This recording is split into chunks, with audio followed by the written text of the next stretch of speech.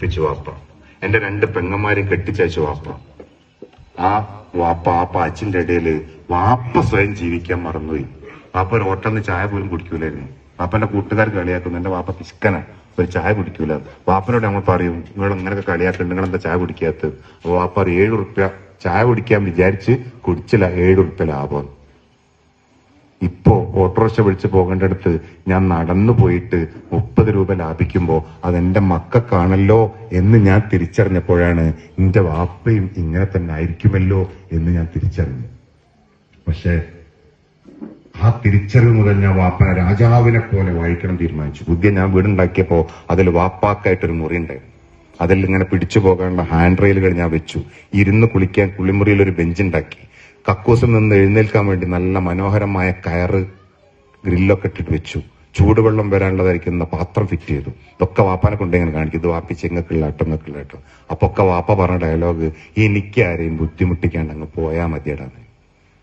30ാമത്തെ വയസ്സിൽ ജോലിക്ക് പോകാൻ തുടങ്ങിയതാ വാപ്പ. 38 കൊല്ലം കഴിഞ്ഞ് 68ാമത്തെ വയസ്സിലാണ് വാപ്പ ജോലി നിർത്തുന്നത്. ജോലി നിർത്തിയിട്ട് വാപ്പ അന്ന് മുതൽ പറയുന്ന ഡയലോഗ്, ആരെയും ആശ്രയിക്കാതെ ജീവിക്കാൻ പറ്റണമെന്ന് മാത്രം ദുആ. ആരെയും ബുദ്ധിമുട്ടാണ്ട് മരിപ്പിക്കണം.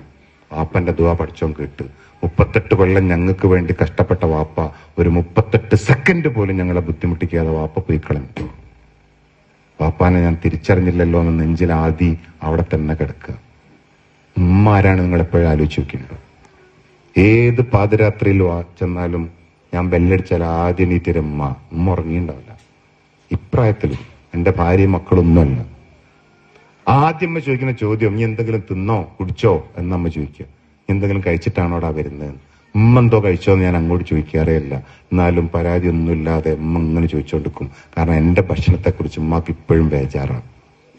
എവിടെയെങ്കിലും കല്യാണത്തിനൊക്കെ പോയാൽ അവിടെ നിന്ന് കിട്ടുന്ന പാക്കറ്റും ചുറ്റിപ്പിടിച്ചു വരും ഉമ്മ. അതിൽ നിന്നൊരു ബിസ്ക്കറ്റ് പോലും ഉമ്മ കഴിച്ചിട്ടുണ്ടാവില്ല. അതൊക്കെ മക്കൾക്കുള്ളതാണ്.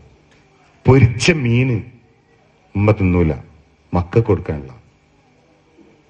എന്തുകൊണ്ടാണ്? ഉമ്മയുടെ കാലടിയിലാണ് സ്വർഗം എന്ന് പറഞ്ഞതിന്റെ അർത്ഥം എന്തെന്നറിയോ? കാലിന്റെ അടിയിൽ ഒളിപ്പിച്ചു വെച്ചെന്നല്ല, നിങ്ങൾ ആ കാലിൽ വീണാൽ മാത്രമേ നിങ്ങൾക്ക് സ്വർഗം തരുന്ന. കാരണം അത്രയും നമ്മളെ സ്നേഹിച്ച ഒരേ ഒരാള് ഉമ്മ മാത്രം.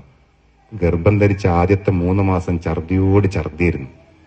അപ്പോ പാപ്പൽപ്പം പറഞ്ഞിട്ടുണ്ടോ, നീ ഇങ്ങനെ വെള്ളം കുടിച്ചിട്ടല്ലേ ഛർദിക്കുന്നത്? അന്നേരം ഉമ്മ പറഞ്ഞെന്താണെന്നറിയോ? എന്റെ വയറ്റിലുള്ള കുഞ്ഞിനൊന്നും പറ്റാതെക്കാനാണ് ഞാൻ കുടിക്കുന്നത്. അതായത് ആ വയറ്റിൽ നമുക്കൊരു രൂപം വരുന്നതിന്റെ മുമ്പ്, നമുക്കൊരു അവസ്ഥ വരുന്നതിന്റെ മുമ്പ്, നമ്മളുടെ ഒരു ഷേപ്പ് ഉണ്ടാവുന്നതിന്റെ മുമ്പ് നമ്മളെ സ്നേഹിക്കാൻ തുടങ്ങിയ ഒരാളാ അമ്മ. അതുകൊണ്ടാണ് നമുക്കൊരു കയ്യോ കാലോ മുറിയുമ്പോ ഉമ്മക്ക് ബേജാറാണ്. നമ്മളോടൊപ്പം അമ്മ വളർന്നത്. നമ്മളുടെ അപ്പിമ്മക്ക് മണല്ലായിരുന്നു. കാരണം അത്രയും നമ്മളെ സ്നേഹിക്കുന്നത് കൊണ്ട്. നമ്മൾ വൃത്തിയെടുക്കിടുമ്പോ ഉമ്മ നാറുന്നെന്ന് പറഞ്ഞില്ലായിരുന്നു, മൂക്ക് പൊത്തിയില്ലായിരുന്നു, മുഖം കൊട്ടിയില്ലായിരുന്നു, നെറ്റി ചൊളിച്ചില്ലായിരുന്നു. അതിനൊക്കെ ഓമനത്തോടു കൂടി കണ്ടതായിരുന്നു ഉമ്മ. അങ്ങനെ നമ്മളെ മാത്രം കണ്ട് ജീവിച്ച, ഗർഭം ധരിച്ച് പ്രസവിക്കുമ്പോ എല്ലാ സ്ത്രീകളുടെയും ദ്വാ എന്താണെന്നറിയോ? ഞാൻ മരിച്ചുപോയാൽ എന്റെ മക്കൾക്കൊന്നും പറ്റരുതെന്നാ.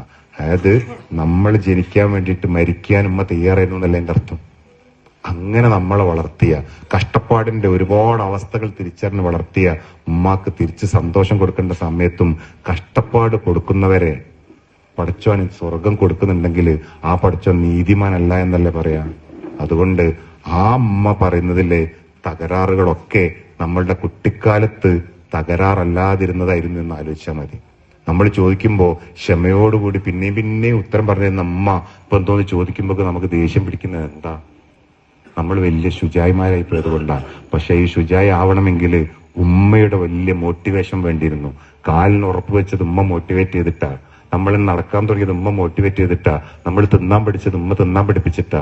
അങ്ങനെ ഉമ്മ വൈദ്യരും ഡോക്ടറും എല്ലാമായി നമ്മളെ വളർത്തിക്കൊണ്ടുവന്നപ്പോ നമ്മൾ ശുചായി ആയതാ. അതുകൊണ്ട് ആ ഉമ്മാനെയും ഉപ്പാനെയും നന്നായി സ്നേഹിച്ച് കാണിച്ചു കൊടുത്താല് നമ്മളെ നല്ലപോലെ സ്നേഹിക്കുന്ന മക്കളുണ്ടാവും.